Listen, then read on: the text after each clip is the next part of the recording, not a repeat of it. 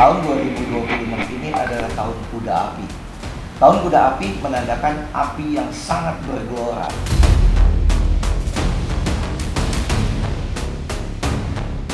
Jakarta adalah salah satu kota yang paling riskan kalau terjadi megatrust.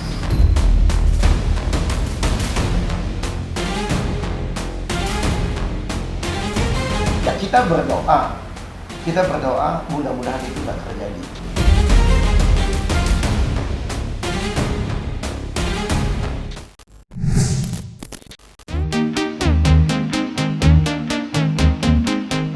Sungguh tidak terasa, tahun baru 2026 sudah berada di depan mata. Tertutup sudah buku perjalanan panjang berjudul tahun 2025, dan lembaran baru akhirnya datang menyapa, lengkap dengan berbagai cerita dan kejadian tersendiri yang kini masih menjadi misteri. Ya, beragam peristiwa terduga diramalkan akan terjadi dan menimpa bumi pertiwi. Setidaknya, itulah yang dilihat oleh pakar Feng Shui dan astrologi, Suhu Gunadi. Berdasarkan penjelasan Suhu Gunadi, tahun 2026 sendiri merupakan tahun api. Api yang menurutnya dapat diartikan menggelora membakar semangat, atau sebaliknya, api yang bisa melahap kehidupan kita hingga hangus. Lantas, seperti apakah penjelasan Suhu Gunadi terkait tahun 2026 sebagai tahun api? Nah, untuk tahun 2026 ini, energi api turun, penuh dengan semangat. Nah, kita mau melihat dari sisi mana? Kita lihat sisi alam, kita lihat kerjaan karir, kita melihat percintaan, kita melihat penyakit, kita bisa melihat satu-satu. Tapi secara overall, tahun 2026 ini adalah tahun kuda api. Tahun kuda api menandakan api yang sangat bergelora. Di dalam kasana astrologi, kita selalu menganut hukum yin yang. Tidak ada yang baik banget, juga tidak ada yang buruk banget. Semua itu terjadi keseimbangan. Cuman kita tahu 2026 api masuk, semangat akan tinggi banget. Tapi semangat yang tinggi tanpa kewaspadaan akan menjadi jurang kehancuran. Betul kan? Jadi secara overall tahun depan 2026 ini adalah tahun api. Api yang menggelora adalah bisa membakar semangat, tapi api yang berlebihan bisa membakar rumah kita sampai jadi hangus. Itu kira-kira alam. Nah, kalau kita ngelihat apa yang terjadi untuk Indonesia. Indonesia adalah kita ngomong orang tanah, di mana tanahnya itu tanahnya itu lemah. Tanah yang lemah itu kita bilang bahwa Indonesia secara overall, orang Indonesia itu bergeraknya lambat. Pemerintah kita bergeraknya lambat karena efek daripada tanah. Tanah itu juga mencerminkan stabilitas. Harusnya pemerintah kita membangun stabilitas yang sangat kuat. Kalau stabilitas yang tidak kuat, makanya akhirnya hancur. Stabilitas ini diproyeksikan dalam masalah hukum. Jadi masalah hukum, masalah tanah di Indonesia harus benar-benar kuat. Tapi kita tahu kan, peta pertanahan Indonesia kacau balau. Kalau kita lihat bencana sekarang ini, hutan yang dijadiin kebun sawit, yang dijual, sehingga jadi rusak dan mengakibatkan kerugian yang sangat-sangat luar biasa. So, itu yang terjadi. Tahun 2026, api akan membantu, api akan menghidupin tanah. Jadi kalau kita lihat dari skala Indonesia akan baik tahun 2026. Tapi, gitu loh, tapi balik lagi, pemerintah harus berubah sistemnya untuk mendapatkan bantuan langit. Kalau pemerintah tidak berubah untuk mendapatkan bantuan langit, ya tetap jadi rusak. Nah, waktu yang terbaik tahun 2026 adalah waktu yang terbaik karena api menghidupin tanah. Api di dalam kasana astrologi adalah pengawasan. Intinya, artinya apa? Kita butuh rakyat Indonesia untuk mengawasi pemerintahan kita. Sekarang dengan dunia teknologi, gampang untuk mengawasi. Semua berita tersebar dalam hitungan menit. Nggak bisa ditutup-tutupin. Jadi suka nggak suka, pemerintah harus berubah. Kalau enggak, tinggal tunggu, jangan sampai rakyat marah. Itu yang terjadi.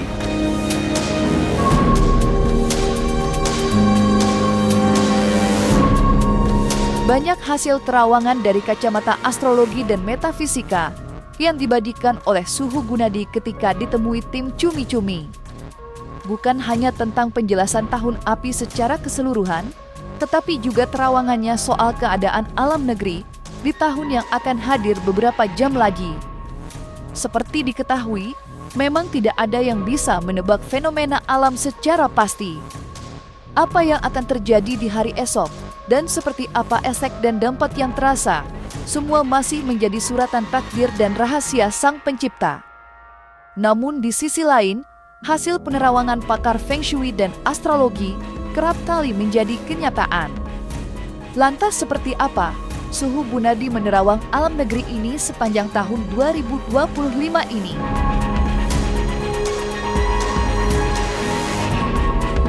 Tapi kalau ngomong berbicara tentang alam gitu loh, kita lihat belakangan ini pun belum masuk tahun 2022, alam sudah marah toh.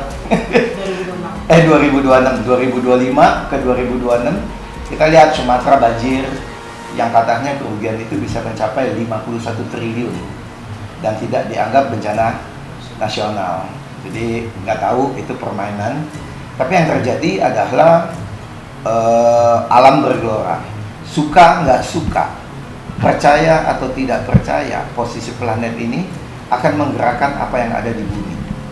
Jadi peperangan yang terjadi ini itu adalah akibat planet Pluto, Saturnus, Uranus.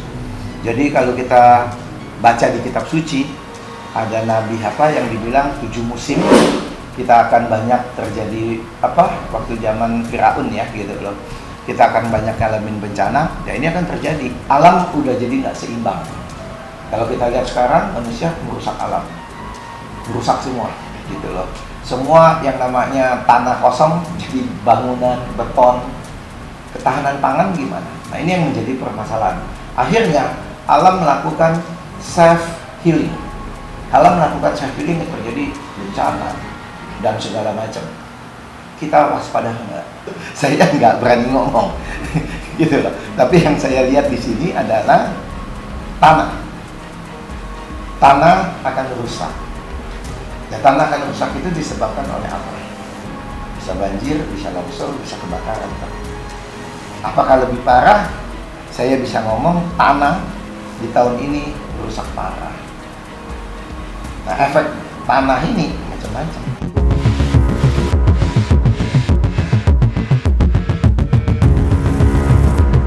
Tentu masih segar diingatan bagaimana penghujung tahun 2025 diwarnai dengan bencana banjir yang meluluhlantahkan bumi pertiwi. Ya, berbagai kota-kota besar di Indonesia harus berduka dan meringis menahan luka, menyaksikan dahsyatnya gelombang air yang datang secara tiba-tiba, meratakan semua yang sudah tertata. Dan semua masyarakat Indonesia hanya bisa berdoa sembari menjulurkan tangan bantuan guna meringankan beban para korban yang terkena dampak. Lantas seperti apa di tahun 2026? Mungkinkah kejadian serupa akan kembali datang, mengingat kondisi alam yang semakin tak terduga?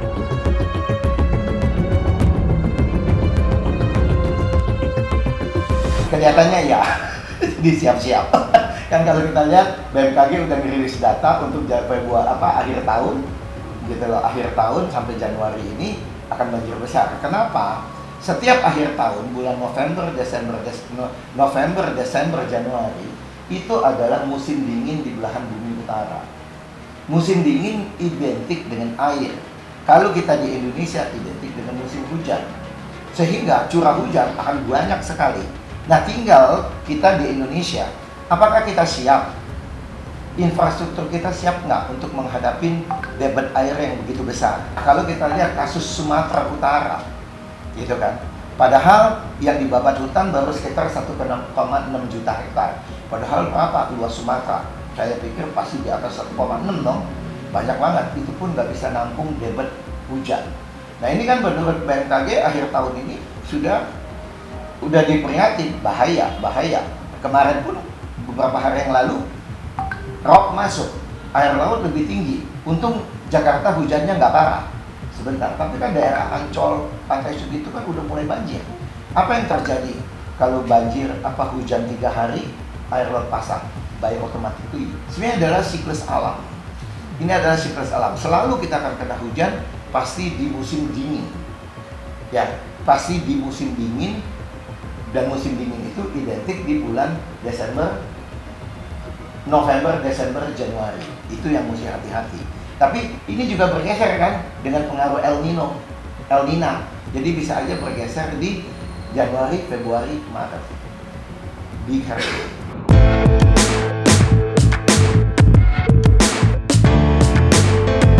Kengerian yang meluluh lantahkan banyak daerah akibat banjir yang menjulang memang diprediksi akan terjadi di tahun 2026 mendatang. Namun dalam kesempatan yang sama, Suhu Gunadi juga mengingatkan warga Indonesia untuk tetap waspada terhadap bencana-bencana lain yang mungkin saja terjadi. Bukan memprediksi apalagi melangkahi kehendak Sang Pencipta, Suhu Gunadi hanya menjelaskan apa yang ia ketahui berdasarkan pengalaman dan ilmu pengetahuan. Dan kala itu, ia juga memprediksi potensi bencana gunung meletus di tahun 2025 ini. Hati-hati juga terhadap gunung meletus. Gunung meletus yang kita yang kita paling takutin adalah gunung meletus yang ada di bawah laut. Karena itu akan menyebabkan banjir atau tsunami. Dan saya lihat di Indonesia tahun 2026 airnya kelihatannya tidak ada, tapi air itu ada di bawah. Ada di bawah. Jadi jangan sampai terjadi air ini melonjak ke atas, itu yang takut terjadi tsunami. Tapi ini kita nggak bisa ngomong karena ini adalah alam. Kita cuma melihat potensinya aja. Kalau saya ngomong, wah nanti ingat seperti Mama Loren, wah terjadi begini-begini, ya nggak bagus juga kan. Jadi kesannya nakutin. Tapi secara overall, saya berbicara bahwa tahun 2026 ini adalah api yang berkuasa.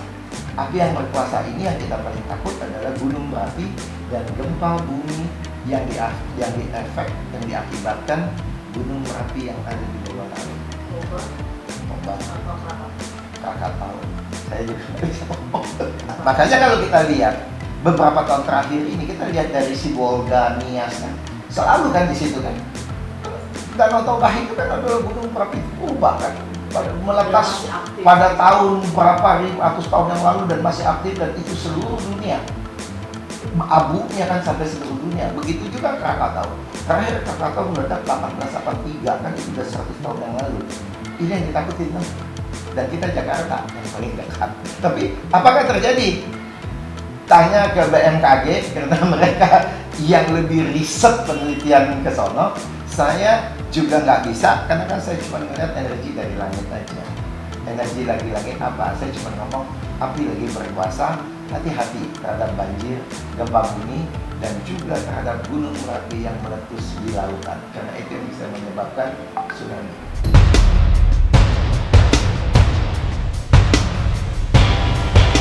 Lebih lanjut, Suhu Gunadi juga memberikan hasil penerawangannya terkait bencana alam lain yang berpotensi terjadi di tahun 2026.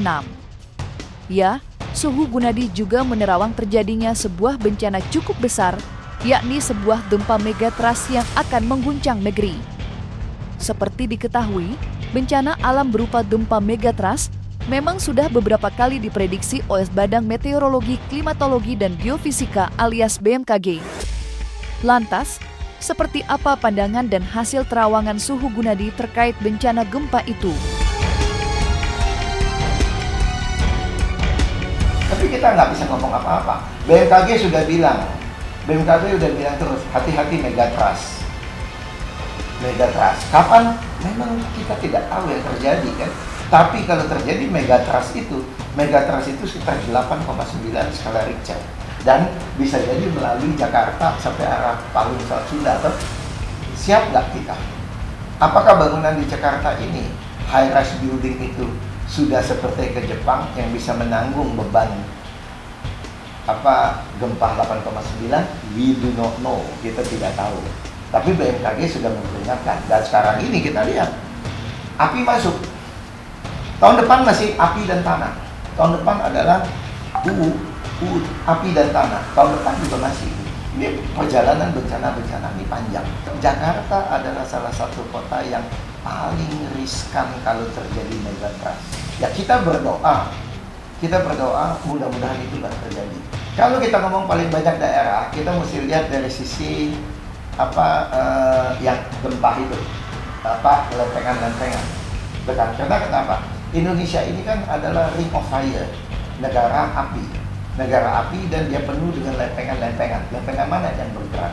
Sekarang ini kan saya tidak tahu lempengan mana yang bergerak, tapi yang paling bahaya adalah lempengan yang Selat Sunda, saya tidak tahu apa namanya, dengan Krakatau. Ya kan, itu ada lempengan kecil yang dari Bandung terus sampai daerah Jonggol. Nah, itu yang bahaya. Nah, teman-teman mungkin lihat aja dulu dari Badan Meteorologi, itu larinya ke sana. Nah, apakah itu terjadi? Saya juga nggak tahu. Saya mesti melihat posisi planet-planet ini. Kapan momentum planet ini masuk di daerah ini dan terjadi gempa itu terjadi? Enggak. Dan saya juga tidak berani untuk ngelihat, karena nanti membuat takut orang. Nggak baik juga gitu. Terlepas dari apa yang diprediksi oleh Suhu Gunadi, alam tentunya tidak bisa ditebak secara pasti. Dan hal itu pula yang terus diingatkan olehnya. Namun terselip dalam rangkaian terawangannya, Suhu Gunadi juga memberikan sedikit penjelasan terkait tahun 2026 sebagai tahun api, di mana api yang dimaksud nyatanya memiliki arti tersendiri bila diartikan dalam salah satu keyakinan. Lantas seperti apa penjelasan Suhu Gunadi terkait hal tersebut?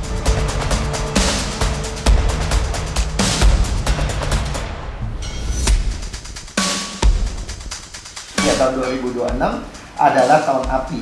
Dan api itu juga untuk sebagian besar agama, api juga suka dilambangkan dengan penyucian. Api juga dilambangkan ngomong api penyucian. Api penyucian itu apa? Artinya apa? Kita dicuci. Kita dicuci means what? Kita dibersihin. Tapi pada saat kita dicuci, apakah kita nyaman? Apakah kita nyaman? Balik lagi. Jadi bisa dibilang tahun 2026 adalah api penyucian. Secara perhitungan astrologi juga, ini lagi ada transisi kosmik, transisi pergerakan planet di tata surya kita. Sehingga waktu terjadi transisi ini terjadi alam bergoncang. Jadi kenapa terjadi transisi planet? Ya efek dari planet-planet besar bergerak, itu yang terjadi. Sama seperti kayak kita main lihat ayunan. Pada saat ayunan itu naik ke atas, mau turun lagi nih. Bayangkan kalau ayunan naik ke atas mau turun, karena ini udara, kita nggak lihat. Tapi kalau kita bayangkan ini adalah air, pada saat naik ke atas, turun lagi, kan terjadi gejolak. Nah, itu yang kita rasakan sekarang ini.